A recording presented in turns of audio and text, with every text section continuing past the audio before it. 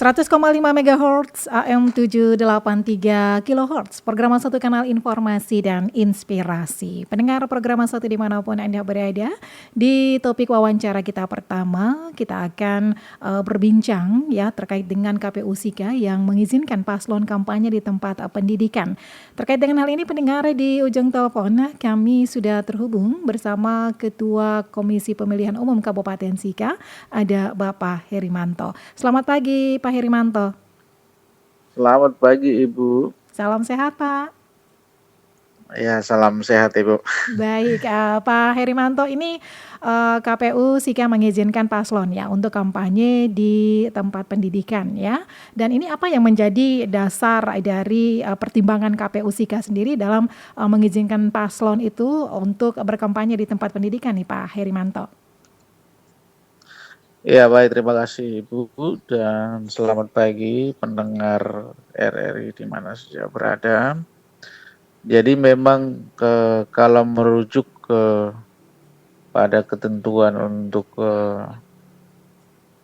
bagaimana pasangan calon bisa melaksanakan kampanye di kampus, sebenarnya ini secara teknisnya ini diatur di dalam peraturan KPU nomor 13 tahun 2024 kemarin.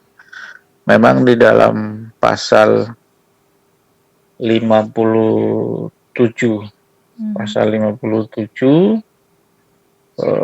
di dalam itu diatur bahwa ada larangan kampanye itu di tempat ibadah dan tempat pendidikan, dikecualikan kan begitu. Nah, ini dikecualikannya adalah bagi perguruan tinggi yang mendapatkan izin dari penanggung jawab perguruan tinggi kan begitu. Artinya bahwa di perguruan tinggi tidak dilarang kan, sepanjang bahwa mendapat izin dari perguruan tinggi dan juga memang dilaksanakan pada hari Sabtu dan Minggu dan tanpa membawa atribut.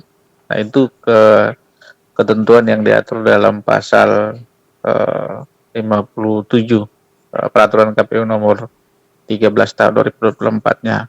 Nah, kalau ini ditarik lagi ke belakang, sebetulnya bahwa kondisi ini kalau dilihat kita referensi saja kemarin waktu pemilihan umum, maka itu juga secara teknisnya itu kan berawal dari putusan MK ya. Putusan MK nomor 65 tahun 2023 ini juga sama ya. Bagaimana peserta pemilu itu bisa melaksanakan kampanye di kampus dikecualikan dalam artian bahwa diperbolehkan sepanjang mendapat izin dan juga tanpa membawa atribut dan seterusnya. Nah, untuk pilkada ini sendiri memang pasca itu ini kan ada gugatan judicial review terhadap kalau tidak salah itu putusan MK nomor 69 ya tahun 2024 kemarin itu juga sama bagaimana uji materi terhadap pasal 69. Pasal 69 Undang-Undang nomor 1 tahun 2015 kan begitu. Jadi ini bukan berarti kemudian tanpa dasar tidak, tapi kan regulasi kita atau peraturan perundang-undang kita memang juga mengatur baik itu Undang-Undang nomor 1 tahun 2015 maupun peraturan KPU. Ya memang memperbolehkan pasangan calon gubernur, wakil gubernur, bupati, wakil bupati atau wali kota, wakil wali kota boleh melaksanakan kampanye di kampus sepanjang mendapat izin dan juga tanpa membuat ribut dan dilaksanakan hari Sabtu dan Minggu itu saja. Oke, ini juga sudah sesuai dengan regulasi khusus ya yang sudah disampaikan ya, tanpa membawa atribut, kemudian juga Sabtu Minggu ya diselenggarakan agar tidak mengganggu proses pendidikan belajar mengajar juga, seperti itu ya Pak Herimanto. Iya, betul Ibu ya. Baik. Nah, apakah saat ini sudah ini kan sudah masuk di masa kampanye nih Pak Herimanto. Apakah pelaksanaan Ya. kampanye di kampus ini sudah diselenggarakan atau seperti apa nih? Oh ya baik. Jadi kalau untuk teknisnya kan memang Mm-mm. KPU hanya mengatur rambu-rambu dalam bentuk norma-norma aturan kan begitu. Baik. Nah, terhadap yang melaksanakan kampanye ini kan tentu pasti dari pasangan calon sendiri. Mhm. Ketika yang bersangkutan menginginkan kampanye dilakukan di kampus, tentu dalam ketentuan itu kan apakah itu memang rapat terbatas atau dialog itu bisa dilakukan. Berarti proses dan mekanismenya bukan dari kita, tetapi Betul. ini dari pasangan calon atau tim kampanye Hmm. sendiri kan begitu. Baik. Baik. Nah, sejauh ini KPU tentunya juga akan mengawasi ya jalannya kampanye di tempat pendidikan agar tidak terjadi pelanggaran terhadap aturan pemilu begitu ya Pak Herimanto.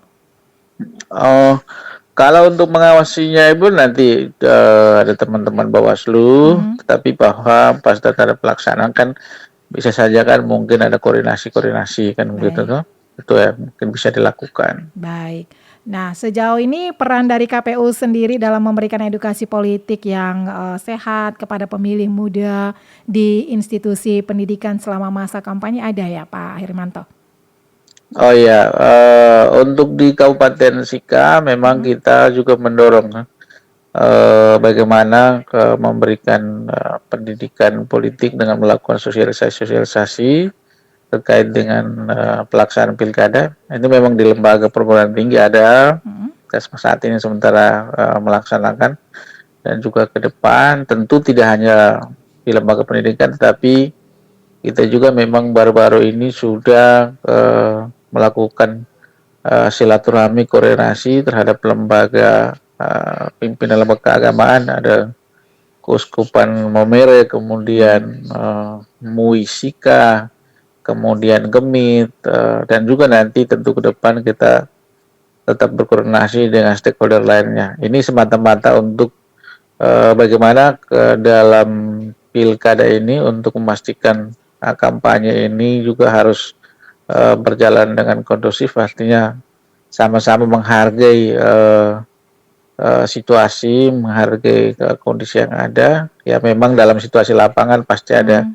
perbedaan pilihan dan seterusnya, tapi kemudian itu kemudian bukan menjadi suatu masalah, tapi itu dijadikan sebagai satu hal yang kemudian mempererat rasa kebersamaan persatuan begitu. Mhm. Nah ini yang hal yang paling penting juga memang kita perlu menekankan soal bagaimana penggunaan media sosial yang baik dan benar, karena kadang-kadang hoax Mhm. dan juga campaign juga terus menjamur, sehingga ini kemudian bisa menjadi potensi orang kemudian jadi bermasalah dalam artian keributan atau meretak ke tali persaudaraan Mhm. sesama Mhm. masyarakat begitu.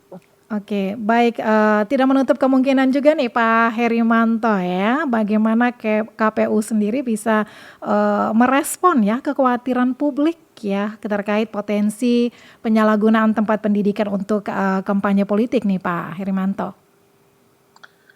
Iya, saya pikir bahwa tujuan dari kampanye itu kan pada prinsipnya ini Mhm. kan sebagai sebuah wujud dari pendidikan politik masyarakat akan begitu. Nah ini catatan kita kan sepanjang kampanye itu dilaksanakan secara bertanggung jawab, dan juga adalah bagaimana memberikan edukasi politik, kemudian ini juga adalah bagaimana untuk meningkatkan partisipasi pemilih Mhm. dalam menggunakan hak pilihnya untuk pemilihan kepala daerah. Saya kira harus kita maknai secara positif kan Baik. begitu.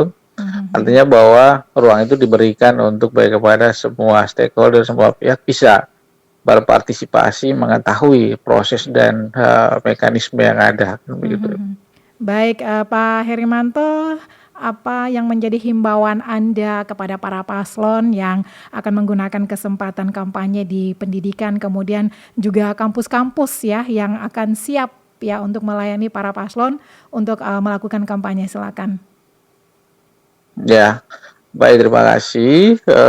Jadi pada prinsipnya kepada para paslon, tim kampanye, dan juga mungkin partai politik pengusung, artinya bahwa dalam situasi ini mari kita sama-sama menjaga pelaksanaan kampanye dengan baik. Tentu harus berpedoman pada ketentuan secara normatif yang diatur di dalam peraturan KPU nomor 13 tahun 2024. Nah, dalam pelaksanaan tentu yang dibutuhkan adalah koordinasi yang baik, ada komunikasi yang baik.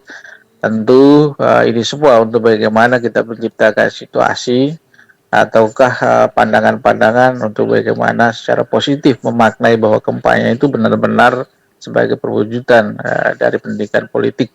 Apalagi di kampus ini kan bagaimana masyarakat pemilih yang cerdas, yang bagaimana bisa melihat, bisa juga menjadi ruang dialektika bagi pemaparan atau penyampaian visi misi dan program kerja. Saya kira menjadi hal yang positif untuk pasangan calon itu sendiri. Baik, terima kasih Pak Manto untuk waktunya pagi ini. Ya, terima kasih Ibu. Sama-sama, selamat pagi, salam sehat. Selamat pagi, salam sehat. Ya.